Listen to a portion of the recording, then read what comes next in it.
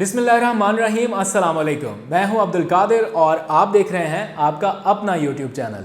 आज तारीख है 28 जुलाई और दिन है मंगल का। आज अगर थोड़े सख्त अल्फाज इस्तेमाल हो जाएं तो पेश की माजरत, क्योंकि आज होने वाली है बहुत ही खुलकर बात और वो तमाम मामलात जो पसे पर्दा रहे हैं आपसे और बंद कमरों में डिस्कस हुए हैं, आज वो सब आपके सामने लाने वाला हूँ। पिछले 24 घंटों के दौरान हुकूमत मुखालिफ एक महाज जो आपको सरगर्म होता हुआ नज़र आ रहा है और अचानक से एक सियासी मंजरनामे पर हलचल नज़र आ रही है, इसके पीछे एक बहुत बड़ी वजह है। बहुत बड़े और अहम मुहर्रकात हैं और आपने अपोजिशन की जानिब से अक्सर ये कहते सुना है कि NRO वो भी इस हुकूमत से हम क्यों मांगेंगे, लेकिन ये बात गलत है। NRO मांग लिया गया है और बंद कमरे के इजलास में मांगा गया है और हुकूमत से कहा गया है कि अगर ये NRO ना दिया गया तो फिर FATF के मामले पर आपकी हमायत नहीं हो सकेगी। यानी हुकूमत से डील करने की कोशिश की जा रही है, वो भी मुल्की मफाद पर समझौता करते हुए। लेकिन इसमें बड़ा ट्विस्ट उस वक्त आया जब वज़ीर आज़म इमरान खान ने आज अपने सियासी कैरियर का सबसे अहम और बड़ा फ़ैसला किया। और फैसला यह था कि बंद कमरे इजलास में अपोजिशन ने जो डील करने की कोशिश की है, इस डील को अवामी सतह पर लाया जाए और आवाम को बता दिया जाए कि हुकूमत क्या करने जा रही है और इसकी राह में रोड़े अटकाकर हुकूमत के हाथ पांव बांधकर अपोजिशन किस तरह से ब्लैकमेलिंग करने की कोशिश कर रही है। सिचुएशन इस वक्त यह है कि FATF के मामले पर हुकूमत को 4 बिल्स फौरी तौर पर मंजूर कराने हैं असम्बली से और हुकूमत के पास इस वक्त अक्सरियत नहीं है। ये बिल मंजूर कराने के लिए अपोजिशन के सहारे की ज़रूरत है और अगर ये बिल पेश ना हुए तो अक्टूबर में पाकिस्तान FATF की ग्रे लिस्ट से नहीं निकल सकेगा। और हमारे पास टाइम इस वक्त कम है क्योंकि ये कानून मंजूर कराने के बाद रिपोर्ट FATF को इन्हीं दिनों में अरसाल करनी है।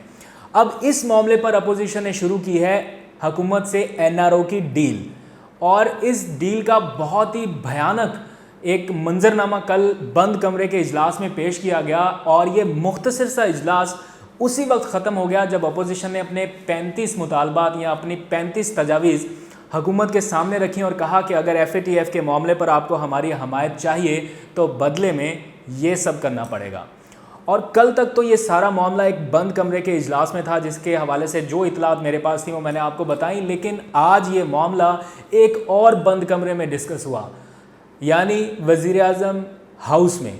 वज़ीर आज़म इमरान खान ने आज करीबी रहनुमाओं से मुशावरत की और इन रहनुमाओं ने वज़ीर आज़म को बताया कि अपोजिशन बदले में हुकूमत से क्या मांग रही है। वज़ीर आज़म ने 2 टोक अंदाज में कहा है कि कौम ने मुझे बहुत इज़्ज़त दी है, मान दिया है, मैं करप्शन के मौजू पर सौदेबाजी नहीं कर सकता।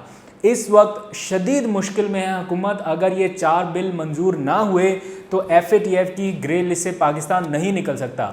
लेकिन क्या इस सारे मामले पर करप्शन के ऊपर समझौता कर लिया जाए और तमाम मुतालबात मान लिए जाएं? वज़ीर आज़म इमरान खान ने 2 टोक अंदाज में हिदायत दी कि अपोजिशन की ये ब्लैकमेलिंग का सारा मामला आवाम के सामने रखें और आवाम को बताएं और उन्हें फ़ैसला करने दें कि इस वक्त जब मुल्की मफाद सबसे ज़्यादा मुकद्दम होना चाहिए था, उसका इस्तेमाल करते हुए या उसकी आड़ में अपनी करप्शन बचाने के लिए किस तरह से हुकूमत से NRO मांगा जा रहा है और ब्लैकमेल करने की कोशिश की जा रही है। शाह महमूद कुरैशी वज़ीर आज़म हाउस से निकले और सीधा पहुंचे पार्लियामेंट में, जहां पर उन्होंने दिया एक पॉलिसी स्टेटमेंट और अपनी धुआंधार तकरीर में उन्होंने बताया कि FATF के हवाले से हुकूमत के पास वक्त कम है, लेकिन अपोजिशन इस मामले पर पैकेज डील करना चाहती है। अब ये पैकेज डील क्या है और इसके तहत हुकूमत से किस तरह से NRO मांगा जा रहा है, आप ज़रा ये तजावीज़ सुनिए जो अपोजिशन ने दी हैं। और हैरानी इस बात की है कि ये तजावीज़ देने वाली जो अपोजिशन है उसके बहुत से अरकान जो इस कमेटी में शामिल हैं वो खुद नैबज़दा हैं। दिल पर हाथ रख के बताएं कि क्या ये मुतालबात तस्लीम करने के काबिल हैं या इनके ऊपर डिस्कशन भी हो सकती है। क्या कोई ज़ी शऊर बंदा ये समझ सकता है कि ये मुल्की मफाद में किया जा रहा है सब कुछ? आप मुतालबात सुनिए। पहला मुतालबा, चेयरमैन नैब के इख्तियारात में कमी कर दी जाए और साथ साथ मुद्दत मुलाजमत में भी कमी की जाए। हुकूमत यह मुतालबा मानने के लिए तैयार नहीं है क्योंकि इख्तियारात और मुद्दत मुलाजमत का तयन साबिका दौर में यही अपोजिशन जमातें कर चुकी हैं। अब आगे चलिए, दूसरा मुतालबा ये है, ये नवाज शरीफ को ज़रा ध्यान में रख के आप ये मुतालबा इनका ज़रा सुनिए कि अगर कोई नैब से सज़ा याफ्ता है तो वो पार्लियामेंट का रुकन बन सके। यानी ये तो सीधा सीधा ये है कि एक बंदे ने करप्शन की है, इस मुल्क का पैसा लूटा है, नैब ने उसे सज़ा दिया और आप मुतालबा कर रहे हैं कि वो दोबारा आ जाए मेंबर कौमी असम्बली बन के और दोबारा वज़ीर आज़म बन जाए, दोबारा से वो सारा कुछ कर सके। कमाल बातें करते हैं। आगे चलिए, कानून कहता है कि सज़ा याफ्ता जो शख्स है वो अवामी ओहदा रखने के लिए 10 साल तक नाअहल हो जाता है। अपोजिशन क्या मुतालबा कर रही है कि इसकी सज़ा कम करके 5 साल की जाए, यानी 5 साल तक की नाअहली रखी जाए। अब आप बताइए, अगर किसी ने करप्शन की है, मैं तो कहता हूँ उसको सारी ज़िंदगी के लिए नाअहल कर दो, और अपोजिशन मुतालबा कर रही है कि नहीं 10 से कम करके 5 साल करें। किसको बचाने की ये कोशिश हो रही है और क्यों हो रही है? हर किसी को पता है कि ये एनआरओ किसके लिए मांगा जा रहा है। और सबसे हैरानकुन मुतालबा जो किया गया है अपोजिशन की जानिब से, ज़रा वो भी सुनिए। कहा गया है कि 1 अरब से कम करप्शन का केस नैब को ना भेजा जाए, यानी एक हलाल करप्शन और हराम करप्शन का एक बेंचमार्क सेट किया जा रहा है कि अगर 99 करोड़ 99 लाख 99,99,999 रुपए की करप्शन हो तो वो नैब के पास नहीं जा सकता केस। इससे ज़्यादा हो तो नैब के पास चला जाए। चलें, हमने कम करनी है, 1 अरब से कम कर देते हैं। तो मतलब यहाँ पर भी सियासत की जा रही है। आपको चाहिए कि आप 1 रुपये की करप्शन करने वाले के ऊपर भी एतराज़ उठाएं कि ये 1 रुपये की करप्शन हुई है, इसका भी हिसाब हो। आप कह रहे हैं कि बेंचमार्क सेट कर दिया जाए, मतलब कि 1 अरब रुपए से कम की अगर किसी ने करप्शन किया है तो नैब उसे ना पकड़े। इधर बकरी चोरी करने वाला जो है उसको फौरी तौर पर पकड़ लिया जाता है।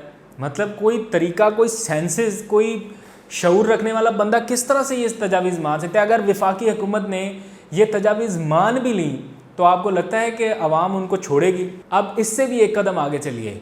FATF के ब्लैक लिस्ट में जाने से बचने के लिए आपको मनी लॉन्ड्रिंग और टेरर फाइनेंसिंग से मुतालिक जो कानून साजी है उसको मुकम्मल करना है, उसको रोकने के लिए कानून साजी करनी है। अब अपोजिशन ने क्या तजवीज़ दी है कि मनी लॉन्ड्रिंग समेत गैर मुल्की अकाउंट्स और असासे नैब कानून से निकाल दिए जाएं।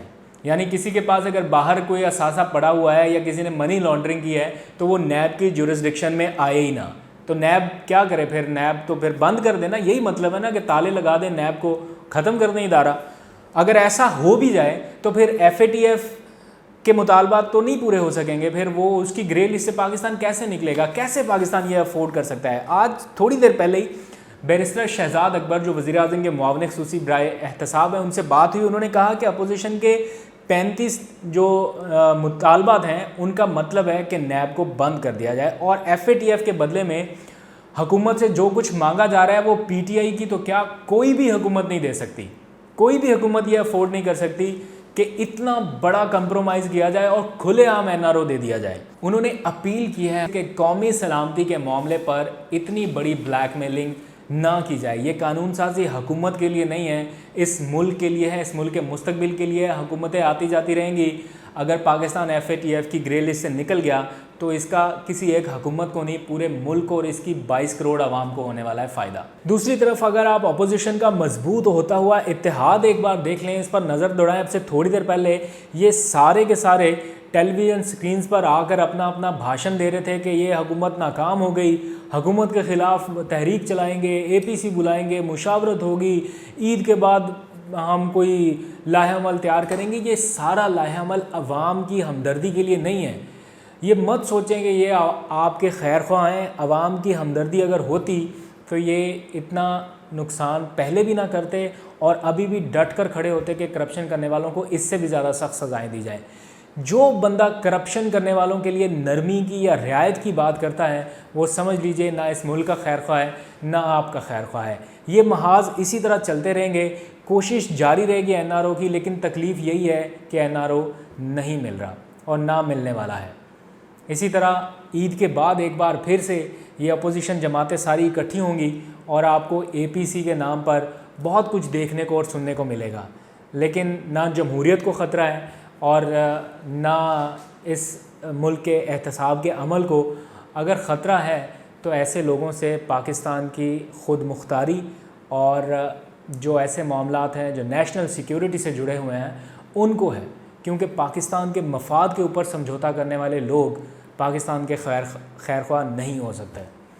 अगर कोई सख्त अल्फाज इस्तेमाल कर दिए आज तो उसके लिए मैं पहले भी माज़रत कर चुका हूँ, एक बार फिर माज़रत कर लेता हूँ। लेकिन जहाँ पर मुल्की मामलात की बात आ जाती है वहाँ पर आप, मैं और सब लोगों को अपने अपने इख्तलाफात भुला देने चाहिए और सबको मिलकर पाकिस्तान के बारे में सोचना चाहिए।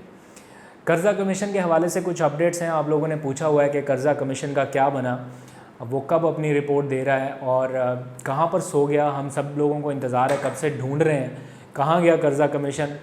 तो इस बारे में कुछ अपडेट हैं। हुकूमती हलकों में भी थोड़ी तशवीश है और आज एक अहम ख़त लिखा गया है वफाकी वज़ीर की जानिब से। उनके पास कुछ सबूत और शवाहिद भी थे जो उन्होंने जमा कराए हैं। कल इस बारे में आपके साथ तफसील से बात करूँगा। अब तक के लिए इतना ही। अपना, पाकिस्तान का और अपने आसपास लोगों का बहुत सा ख्याल रखिए। अल्लाह हाफ़िज़।